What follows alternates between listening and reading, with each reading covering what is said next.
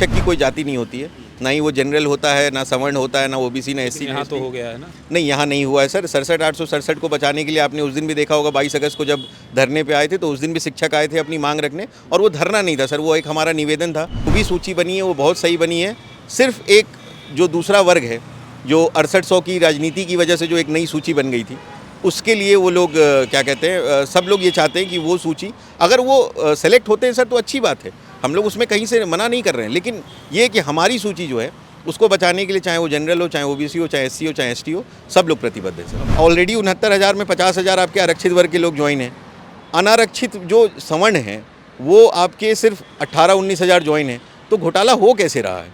ठीक है, ये सिर्फ और सिर्फ सरकार को बदनाम करने की साजिश है। दुख और पीड़ा इस बात की है कि इस बार इसमें शिक्षक लपेटे में आ गए।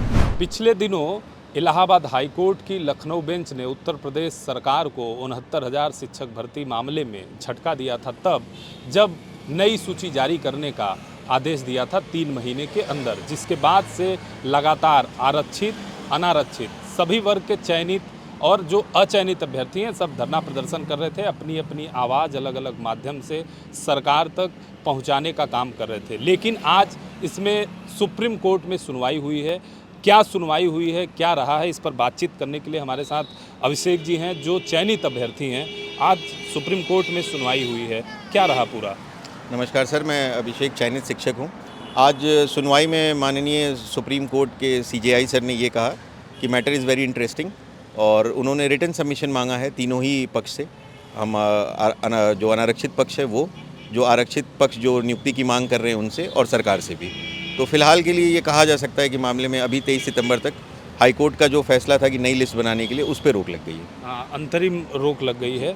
जब हाईकोर्ट का आदेश आया था, डबल बेंच का, लखनऊ हाईकोर्ट का, कि नई सूची जारी की जाए, उसके बाद आप लोगों की क्या स्थिति थी? सर, मन में तो काफ़ी डाउट था उस वक्त, इस वजह से क्योंकि जिस तरह से प्रोजेक्शन हुआ था कि पता नहीं कितने लोग बाहर हो जाएंगे, क्या हो जाएंगे। लेकिन सर, जब अब 20 दिन हो गए हैं ऑलमोस्ट उस फैसले को आए हुए माननीय डबल बेंच के, तो अब ये देखने के बाद ये लगता है कि वो जो मांग थी उन लोगों की, ठीक है सर, मैं इसके खिलाफ़ नहीं हूँ, ना ही मैं आरक्षण के खिलाफ़ हूँ, मैं पहले आपके चैनल के माध्यम से क्लियर कर दूँ। लेकिन जो उनकी मांग थी सर, वो बिल्कुल गलत थी, क्योंकि जो 67,867 की सूची बनी है, आज सरकार ने भी उसमें कहा कि हमसे एक गलती हुई है। हॉरिजॉन्टल रिजर्वेशन पहले हमने लगा दिया, वर्टिकल बाद में लगाया। वर्टिकल रिजर्वेशन पहले लगाना चाहिए था, हॉरिजॉन्टल बाद में। तो उसमें सर हल्का फुल्का फेरबदल होगा, लेकिन 67,867 की सूची बहुत अच्छे से बनी है। मतलब जो चयनित अभ्यर्थी हैं, जो शिक्षण का कार्य कर रहे हैं, उसमें कोई बहुत विशेष फेरबदल होने वाला नहीं सर। अगर मेरिट पे बात किया जाए तो उसमें कोई ऐसा फेरबदल नहीं होना चाहिए, लेकिन जिस तरह से पिछले 20 दिनों से पूरे प्रदेश में, पूरे देश में अराजकता फैलाई गई, ठीक है, कि उनका हक मार लिया गया, किस किस शब्दों से उन लोगों ने संबोधित किया कि हम उनके हक की मलाई खा रहे हैं, हम 4 साल में उनके सीट पे बैठे हुए हैं। सर, ये सारी बातें झूठ हैं। हम लोग किसी को भी उनमें से नहीं जानते थे। बल्कि मैं तो ये कहूँगा कि 67,867 में भी मैं अपने ऊपर जो मेरे सेलेक्ट हुए और जो मेरे नीचे सेलेक्ट हुए हैं, मैं उन लोगों को भी नहीं जानता हूँ सर। तो इस तरह से हम किसी का हक क्यों खाएंगे? लेकिन जिस तरह का माहौल इन्होंने क्रिएट किया पिछले 20 दिनों में हाईकोर्ट, माननीय हाईकोर्ट के डबल बेंच के ऑर्डर के बाद, ये सरासर गलत था सर। इस तरह से नहीं होना चाहिए था। इसके बाद जब ये जो आपने कहा कि हम लोग काफ़ी परेशान हुए, जिस तरीके से माहौल क्रिएट हुआ, जिससे आप लोगों को बहुत जो सामाजिक समस्याएं थी उसमें समायोजन बनाने में दिक्कत हो रही थी? सर बिल्कुल, क्योंकि इस तरह से मैं आपको फिर अभी एक बात कोट करूंगा कि देखिए, मैं शिक्षक हूं सर, तो मैं राजनीति में नहीं पढ़ूंगा। 2012 में जब हमारे अखिलेश भैया सरकार के मुख्यमंत्री बने थे, मतलब प्रदेश के मुख्यमंत्री बने थे, बहुत अच्छा सरकार चलाए सर। 2015 में उनको भी अचानक से बदनाम कर दिया गया कि 86 SDM सेलेक्ट हुए हैं यूपीपीएससी के थ्रू, जिसमें 56 एक विशेष जाति के हैं। तो उसके बाद से उनको बदनाम किया गया, और 2017 में ये तो कहिए प्रदेश का भाग्य अच्छा है सर कि हमें एक मुख्यमंत्री के बाद दूसरा मुख्यमंत्री भी इतना अच्छा मिला। अब दूसरे मुख्यमंत्री ने 7 साल का कार्यकाल कर लिया, इनको बदनाम कैसे करना था?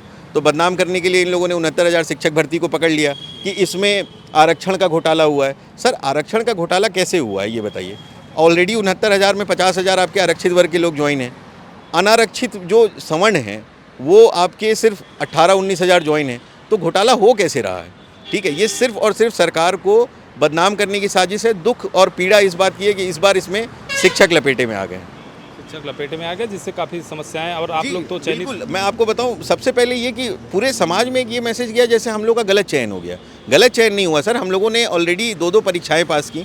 आज माननीय सुप्रीम कोर्ट ने भी इस बात पे बात की, ATRE जो परीक्षा है, तो जब हम लोगों ने ऑलरेडी परीक्षा पास करके आए हैं, हम लोग गुणांक में और उसके बाद लिस्ट में आए हैं, तो और क्या कहते हैं, जैसे ये लोग आरोप लगाते हैं कि सतीश द्विवेदी जी के बारे में कहते हैं, सतीश द्विवेदी जी को मैं क्या सर, मुझे नहीं लगता कि शायद ही उस लिस्ट में कोई जानता होगा। वो हमारे माननीय बेसिक शिक्षा मंत्री थे योगी 1.1 में, योगी सरकार 1.1 में, तो उन्होंने जिस तरह से किया वो ठीक किया। अगर आपको कुछ विसंगति लगती है, जैसा हमारे माननीय हाईकोर्ट ने कहा, सिंगल बेंच ने, डबल बेंच ने, तो उन्होंने तो 6800 की सूची को वैधानिक माना ही नहीं। उन्होंने तो सरकार से कहा आप नई लिस्ट जारी करिए।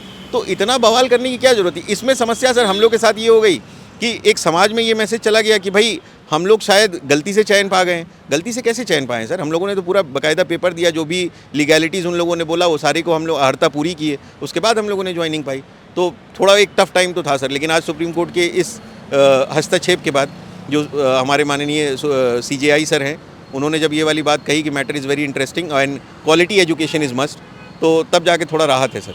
अब 23 तारीख को डेट लगा है जिसमें सभी पक्ष अपनी दलीलें देंगे। कौन कौन से पक्ष हैं और आप लोग क्या देने जा रहे हैं दलील? सर उसमें 3 पक्ष हैं। एक तो सरकार है, ऊपर से जो दूसरा पक्ष है वो हम लोग का अनारक्षित शिक्षकों का पक्ष है, और तीसरा जो आरक्षित अभ्यर्थी हैं जो 6800 की सूची में आ गए थे वो हैं। ये 3 पक्ष हैं, तो उन तीनों को सुप्रीम कोर्ट ने अपना रिटन सबमिशन देने के लिए बोला है, और उसके बाद फिर मेरिट पे फैसला होगा। जब आप लोग आए थे SCRT पर धरना देने के लिए, तो उस दौरान आपके साथ जो आरक्षित वर्ग के चयनित अभ्यर्थी थे वो भी थे, लेकिन आप लोग जब सुप्रीम कोर्ट में गए हैं, इस दौरान केवल जो अनारक्षित वर्ग है उसके अभ्यर्थी हैं। इसमें क्या वजह रहा?